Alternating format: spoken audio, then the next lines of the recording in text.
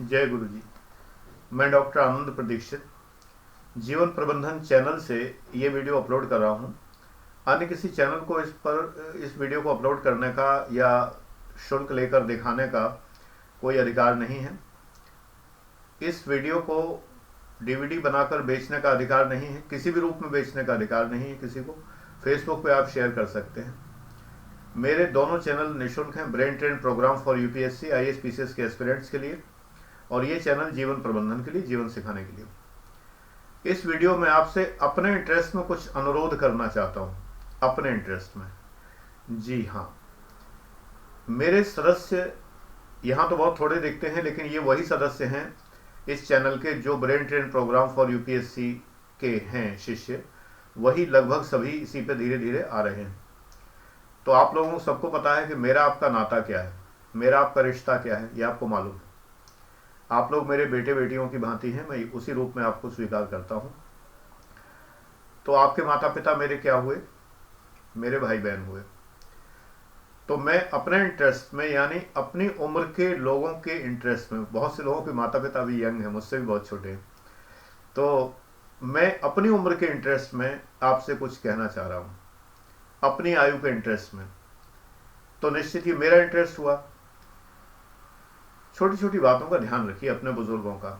आपके दादा दादी घर में होंगे, आप में से कई बच्चे मुझे नाना दादा भी बोलते हैं मेरे चैनल पर। तो आप अपने नाना नानी, दादा दादी या माता पिता अगर वृद्ध हैं, वृद्ध तो आदमी 60 का हो जाए वृद्ध ही कहलाता है, तो उनके लिए जरा सा ख्याल रखिए कुछ बातों का। ये मेरी रिक्वेस्ट है आप लोगों से कि उस चीज़ को ख्याल रखिए। वो ख्याल ये रखिए, मैं छोटी सी बात से स्टार्ट करता हूँ कि बाथरूम में जब आप स्नान करके निकलते हैं और उसके बाद आपके माता पिता दादा दादी को स्नान करना होता है। नॉर्मली बच्चे जल्दी कर लेते हैं, उन्हें जाना होता है कहीं, वो लोग थोड़ा लेट करते हैं स्नान। ध्यान, एक तो ये ध्यान रखिए कि उनका बाथरूम और टॉयलेट जो भी जहाँ वो जाते हैं उसके रास्ते में पानी ना गिरा हो। बिल्कुल फर्श चिकना आजकल बनवाने की रिवाज है, पहले नहीं होता था। आजकल फर्श बहुत चिकना बनवाने की रिवाज है। घर में लोग बहुत पैसा खर्च करके बड़ा चिकना फर्श बनवाते हैं। ये भूल जाते हैं कि बुजुर्गों के लिए यही प्राणलेवा है और काफ़ी हद तक आपके लिए बहुत तकलीफ देह है। आपके बुजुर्ग अगर तड़प रहे हों पड़े हुए, तो आपके लिए भी तकलीफ देह होता है। अच्छे लोगों के लिए तो होता ही है। तो पानी ना गिरा हो, इस बात आप ध्यान रखिए। जब भी निकलें तो आप ये देखिए कि जो ट्रैक है आपके घर में बुजुर्गों के निकलने का, ट्रैक का मतलब है जिस रास्ते पे नॉर्मली आपके घर की, जैसे उनका कमरा है, वहां से वो किचन की ओर आ रहे हो, वहां से वो दरवाजे की ओर जा रहे हो, जो रास्ता उनके लिए है, आपको खूब पता होगा कि वो किस जगह से होकर गुजरते हैं। पानी ना गिरा हो, बहुत बड़ा दुश्मन है, पानी कतई ना गिरा हो। बाथरूम में एक चीज़ ध्यान रखिए, एक वाइपर रखिए। जनरली होता है बाथरूम्स में बड़ा वाला, खड़े से जो किया जा सकता है। जब आप स्नान करके निकलें तो बाल्टी का पानी जो होता है, टब का पानी जो भी होता है, तो साबुन मिला हुआ हो जाता है, उसको फैला दीजिए। इसके बाद फ्रेश पानी भरिए बाल्टी में और थोड़ा फ्रेश पानी फर्श पे गिरा के वाइपर कर दीजिए। मैंने बाथरूम में फ़ैन लगाया हुआ, आज से नहीं, जब माता पिता जीवित थे तब से। टेबल फैन, जो वॉल फैन होता है दीवार में, वो लगाया हुआ है। सभी को आराम रहता है गर्मियों में स्नान करने में, तो फैन चला देता हूँ, जिससे क्या होता है कि वो एकदम फर्श बहुत जल्दी सूख जाता है, तो फर्श सूखा हो। और जब तक माता पिता थे तो मेरी पत्नी या मैं, जिसको भी मौका मिलता था, तो बाथरूम के फर्श पर भी पोंछा लगा दिया करते थे। मेड हर वक्त अवेलेबल नहीं हो सकती, तो फर्श पर भी पोंछा लगा देते थे, इसीलिए जिससे कि पैर फिसले ना। टॉयलेट की सीट पर भी बहुत ध्यान रखना होता था। यूरोपियन सीट वो लोग नहीं यूज़ कर पाते थे पहले। आजकल टॉयलेट्स की यूरोपियन सीट ही बुजुर्गों को ज़्यादा सूटेबल होती है, बैठ पाते हैं और उनके पैर, पहले तो ये सीट होती नहीं थी, यूरोपियन वेस्टर्न कमोड जो है WC, ये नहीं होता था पहले। तो एक तो उनका यहाँ ध्यान रखिए। यहाँ विशेष करके क्यों स्नान और टॉयलेट में, क्योंकि वो आवाज़ दें, आपको सुनाई दे जरूरी नहीं, बंद होता है वो, आवाज़ भी नहीं आती। बाथरूम में टॉयलेट में अप्रोच में एक कॉर्डलेस घंटी लगी रहनी चाहिए, या एक हाथ से हिलाने वाली घंटी। अगर बिजली का डर हो कि ज़्यादा पानी पड़ जाएगा, तो एक पीतल की घंटी या स्टील की घंटी, जिसको हाथ से, जिसमें जंजीर बंधी रहती है, मिल जाती है मांगने पे हार्डवेयर बेचने वालों के यहाँ, तो वो दीवार में फिक्स करा दीजिए, जिससे कि वो घंटी बजा सकें। और अगर कॉर्डलेस है तो सेल होता है उसमें, तो खतरा नहीं है उसमें कोई। तो कॉर्डलेस घंटी ऐसी जगह पे जहाँ पानी ना गिरे और वो घंटी बजा सके बैठे बैठे। उनको चक्कर आ गया, उनको अगर मान लो कोई प्रॉब्लम हो गई। दूसरी बात यह है जिस घर में बुजुर्ग हों तो टॉयलेट का दरवाज़ा ऐसा होना चाहिए जो बाहर से भी खोला जा सके। भाई घर है, परिवार है, कोई ये तो है नहीं कि कोई अंदर होगा तभी कोई ज़बरदस्ती घुस जाएगा अंदर। सबको पता होता है जब अंदर से लगा है तो वो वैसे तो खुलेगा नहीं। बाहर से खुलने का मतलब है चाबी से खोला जा सके। अगर कोई इमरजेंसी है, अंदर से कोई बुजुर्ग अंदर अगर उसमें है तो उसको बाहर से चाबी से खोला जा सके। यूं ही कोई खोल देगा बार बार वो भी डिस्टर्ब होंगे, तो इसलिए बाहर से चाबी से खोला जा सके। चाबी उसकी कहाँ टांगेंगे? चाबी उसकी ठीक उसी के ऊपर एक कील पर लगा के चाबी वहीं टंगी रहने दीजिए। एक डुप्लीकेट चाबी उन जगहों पर रखिए जहां डुप्लीकेट चाबियां रखी जाती हों और उसमें बाकायदा एक टैग लगा के एक कागज को पिन करके रख दीजिए कि ये चाबी टॉयलेट नंबर 1 की या टॉयलेट नंबर 2 की, जो भी आपके घर में टॉयलेट हो उनका नंबर डाल दीजिए और उसको जो है सुरक्षित रखिए, जिससे कि वो घंटी बजाएं, चिल्लाने की आवाज़ अगर नहीं आ रही है तो। मैं छोटे बच्चों की वजह से ये ध्यान रखता हूँ कि टॉयलेट्स में 2 दरवाजे हों इस तरह के, या बाहर से खुल सकें, और दूसरा दरवाज़ा हमेशा बाहर से खुलने वाला हो। एक बच्चा अगर बाय द वे अंदर जाके वो खिसका लेता है तो सिवाय दरवाज़ा तोड़ने को तब तक बच्चा लगातार रोता रहेगा, इस और कोई चारा नहीं है। इस बात का पूरा ध्यान रखा जाना चाहिए। बाथरूम में बच्चे की हाइट का कोई क्लिक नहीं होना चाहिए कि जिससे कि वो दरवाज़ा बंद कर पाए। बच्चे की हाइट से थोड़ा ऊपर हो, बुजुर्ग और बच्चे बराबर हो जाते हैं, तो उनका भी ये ख्याल रखना चाहिए। तो पानी से बचाइए उन्हें, पैरों के पास पानी ना हो। दूसरी बात ये, उनका रेगुलर चेकअप कराइए। रेगुलर चेकअप 6 महीने में कम से कम कराइए। अगर शुगर है उनको, डायबिटीज़ जो कि जनरली होती है हिंदुस्तान में, बीपी, और अगर वो है, वो लालच करेंगे खाने का, ये आपका फ़र्ज है कि खाने पीने की चीज़ें थोड़ा उनसे दूर रखी जाए, क्योंकि वो तो मौका पाते खा लेंगे। देखिए फिसलना जो है, फिसल के गिर जाना और हड्डी टूट जाना बुजुर्गों के लिए बहुत ही दयनीय होता है। हड्डियाँ जल्दी जुड़ती नहीं, 2-2, 3-3 महीने बेड पर पड़े रहते हैं।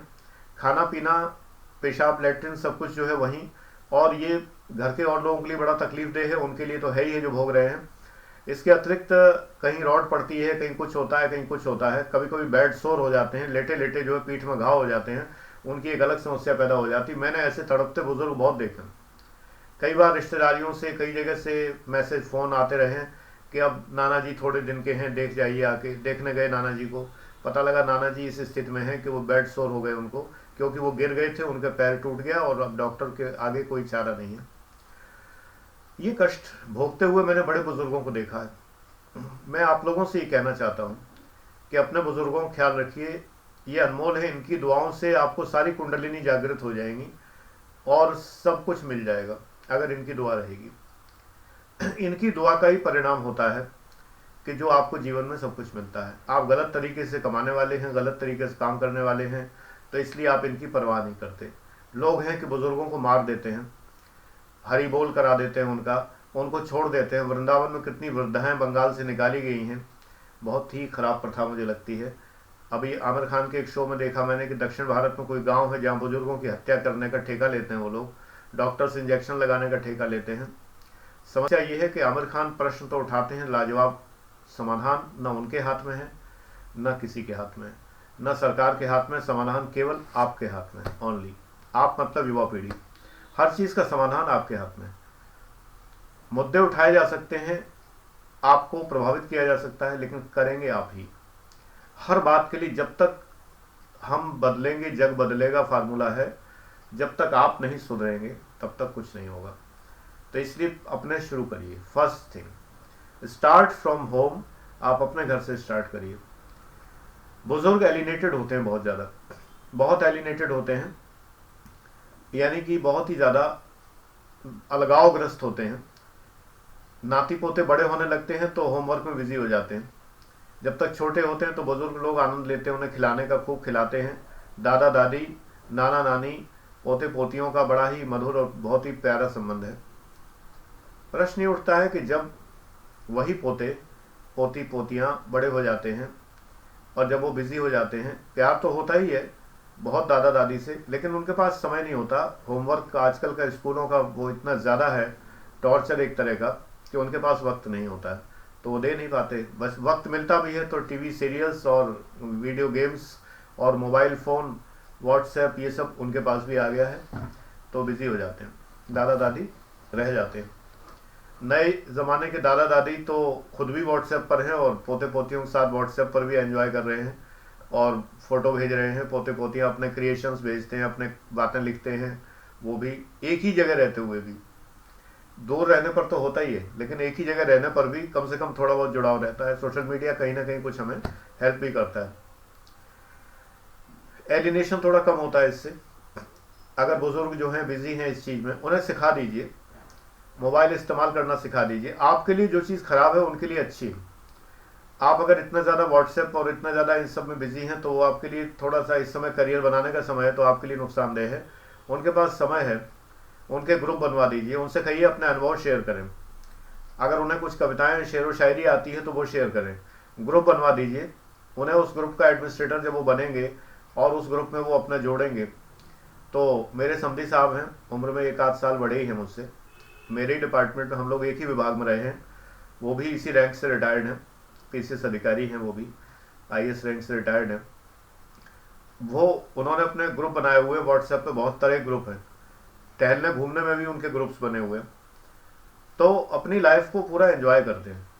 बात यह ना कि बुजुर्ग एलिनेट तब नहीं होते जब वो जीवन में किसी जुड़े होते हैं। तो अगर वो जुड़े नहीं हैं तो आप जोड़िए। आप युवा पीढ़ी हैं, आप जोड़ सकते हैं। आप नाते रिश्तेदारों को ढूंढ लीजिए, फेसबुक बना लीजिए, मैंने एक बनाई हुई है जिसमें कि मैं केवल रिश्तेदारों को ही ऐड करता हूँ। तो वो जो रिलेटिव्स हैं, वो उनके बच्चे नाती पोते सब उस पर हैं, तो मुझे पर खबर मिलती रहती है कि क्या हो रहा है हमारे रिलेटिव्स की दुनिया में। आप कहेंगे कि आप रिलेटिव्स के लिए मना करते हैं।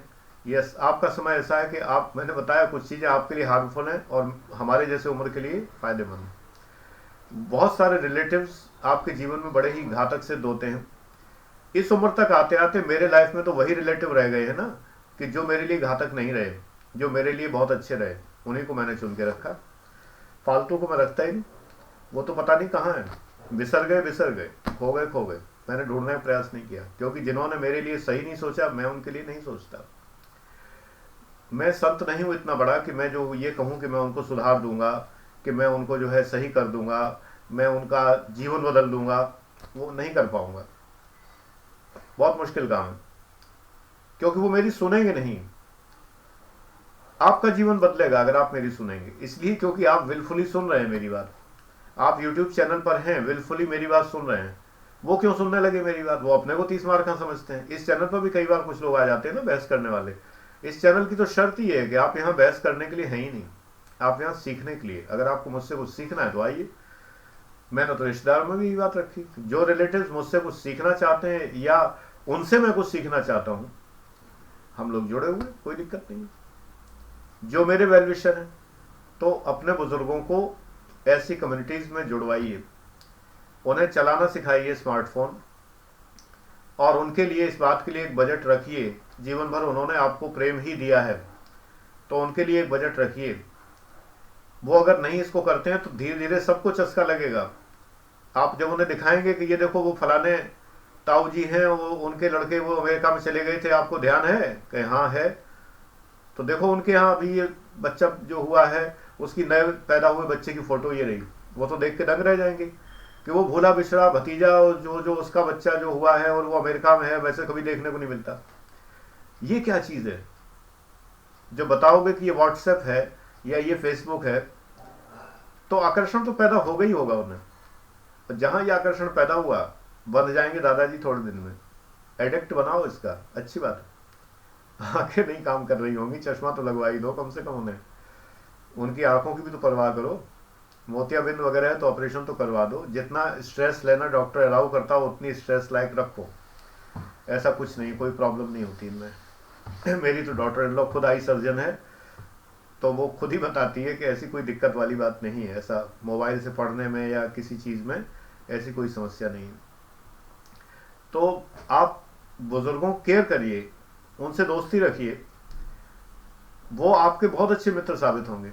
नॉट ओनली दादा दादी, आपके परिवार में जो बुजुर्ग हैं, जो आपके वेलविशर हैं, जो आपको अच्छा मानते हैं, आपको बढ़ावा देते हैं, आपको आशीर्वाद देते हैं, उनकी केयर करिए।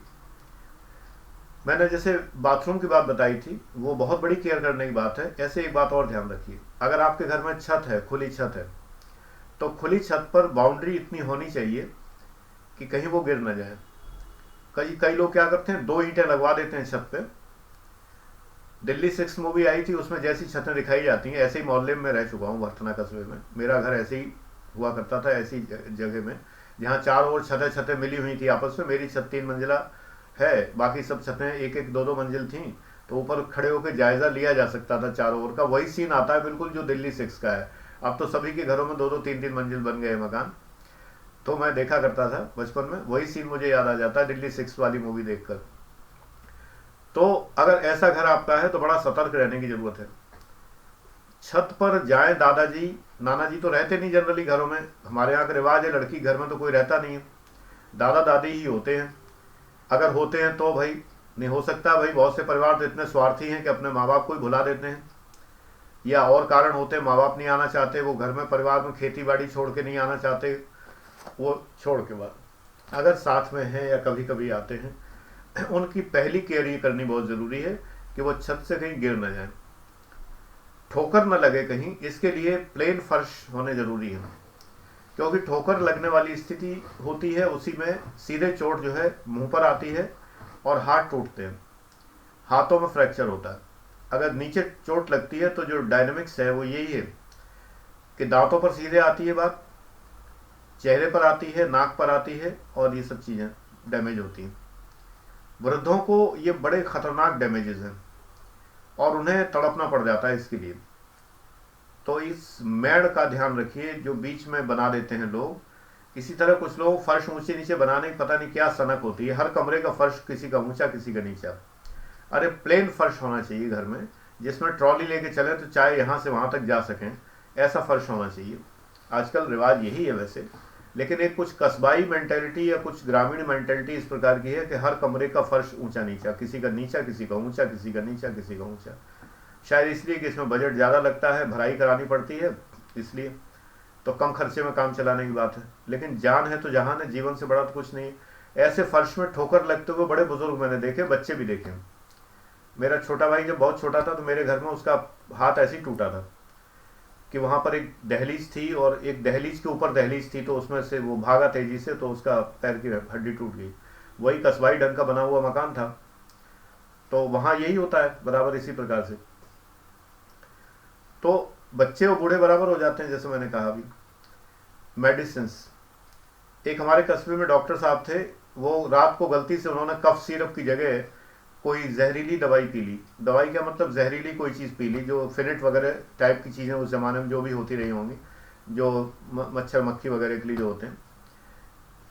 अब कितनी बड़ी गलती है कि जैसे मान लो बेगोन हो लिक्विड वाला, कोई जो है उसको खांसी की बोतल खाली हुई हो, खांसी की सिरप की बोतल, और बेगोन को उसमें रख दे, इससे बड़ा कोई महान गलती नहीं हो सकती।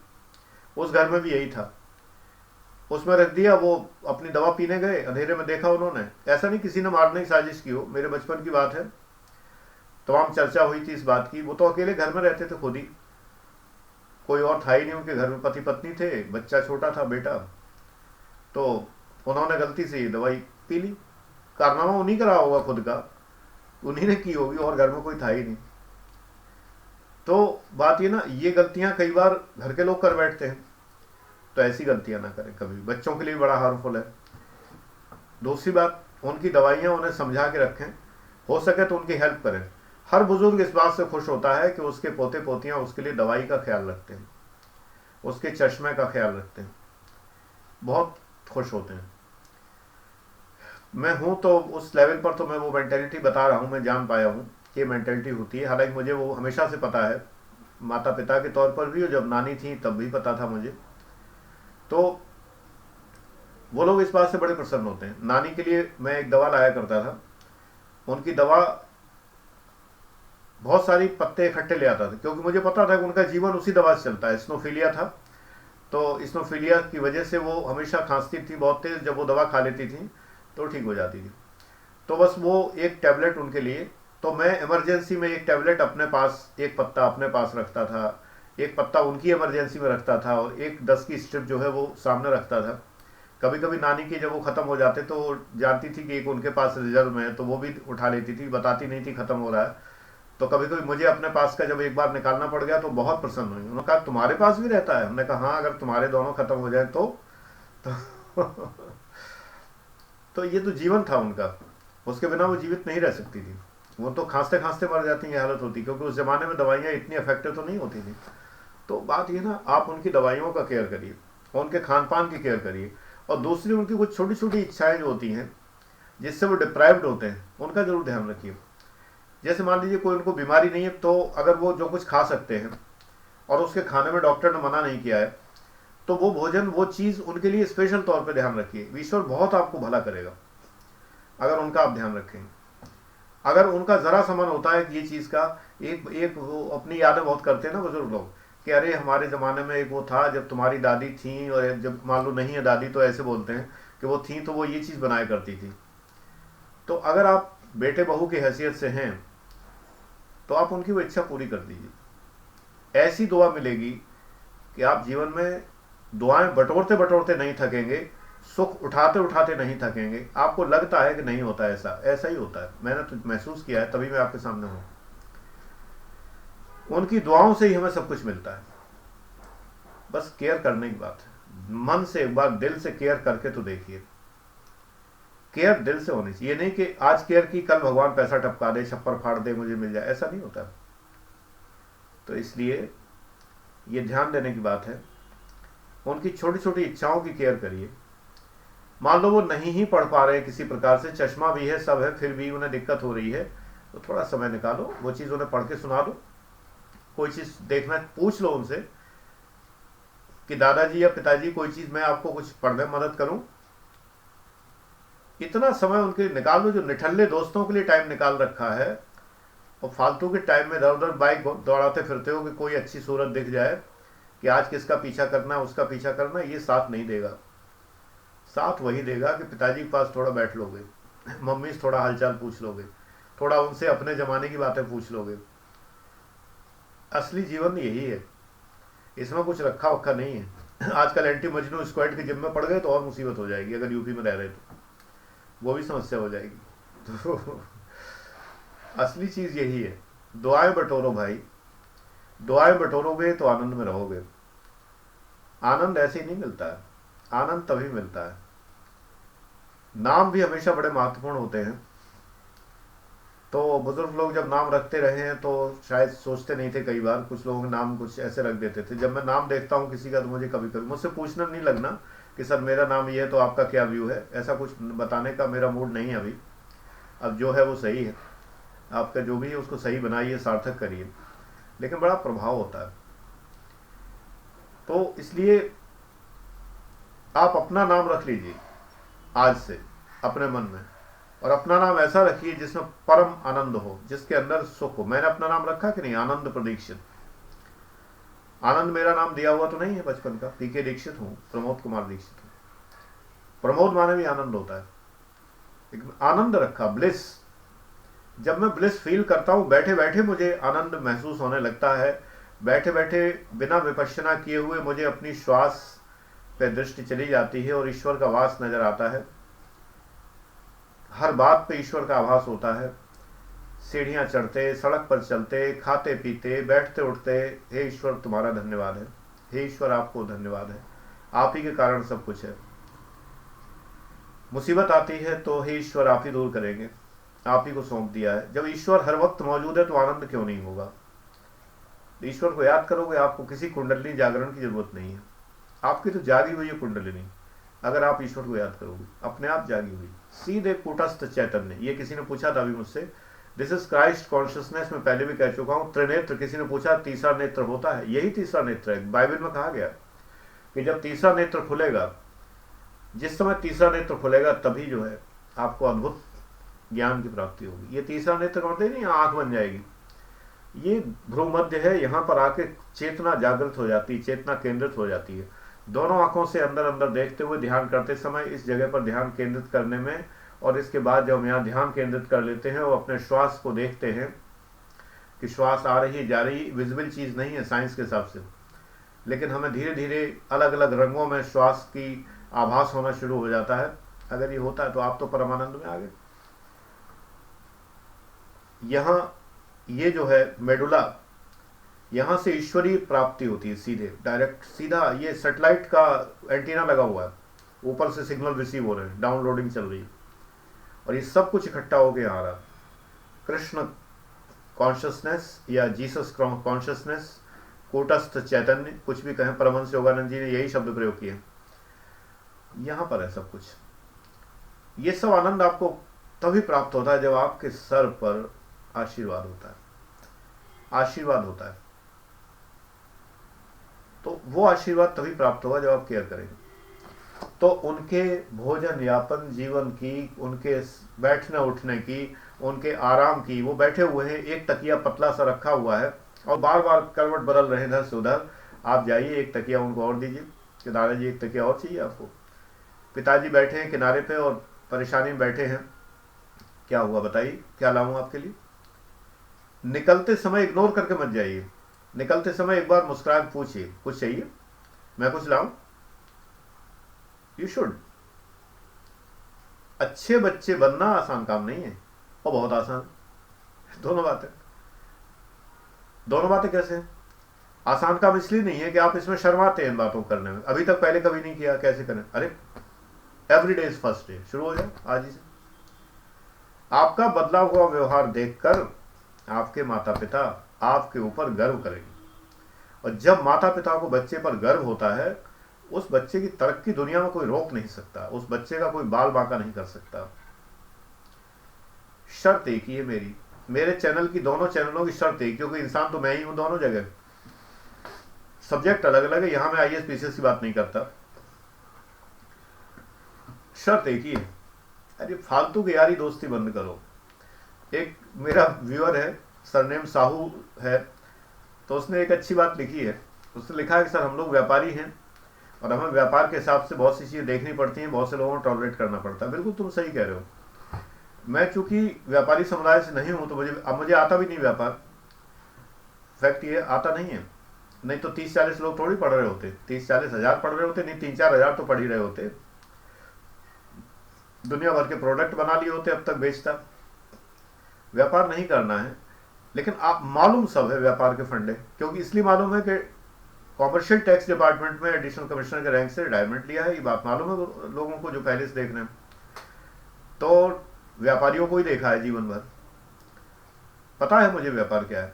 आपको सहना भी पड़ता है, और आपको उन लोगों को जो आपको कतई पसंद नहीं है, और उनको आपको बड़े प्यार से पेश आना पड़ता है। ठीक है, दैट इज, वो केवल फेक कर रहे हैं आप, करिए। आपके व्यापार की एक शर्त है, वो दुकान, शोरूम, कंपनी, फैक्ट्री, इनकी शर्त है कि हर कस्टमर यस सर, जी सर, हाँ सर। आपको ज्यादा दोस्त भी बनाने पड़ते हैं, लेकिन अटैच मत होइए उनसे। दोस्त इसलिए बनाने पड़ते हैं, मेरे नहीं है तो मेरी पब्लिसिटी नहीं होती। 16 साल हो गए गाजियाबाद में, बहुत सारे लोग नहीं जानते।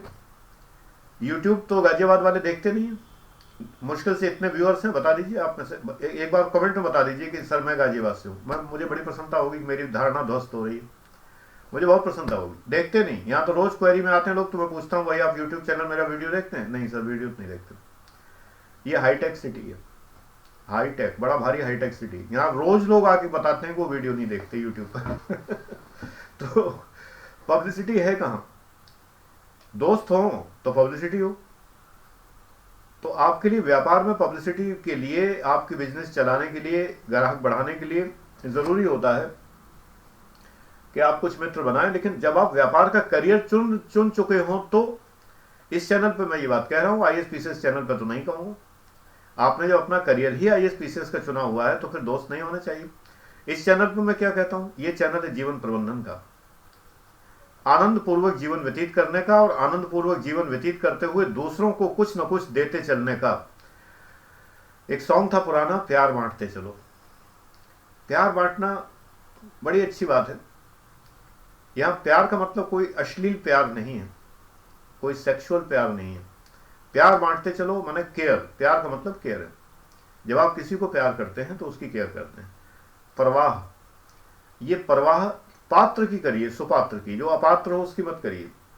ऐसे एग्जाम्पल मेरे सामने है कि अपात्रों की परवाह लोगों ने की है, तो वो लोग जो है उनको तंग किया। ये देख के करिए परवाह। लड़कियों के लिए मैं खास कर कहता हूँ कि लड़कियां अगर किसी की परवाह करने लगे अजनबी की, तो वो फौरन अपने सपने देखना शुरू कर देता है, अपनी उम्र भूल के भी।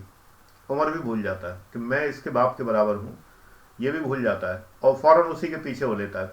तो लड़कियों को थोड़ा अपने आप देखना है इस बात को। लेकिन ये प्रेम, केयर, ये कहीं भी आप हैं, किसी भी जगह। मैं लास्ट बात आपको इसमें वीडियो में ये बताना चाहता हूँ।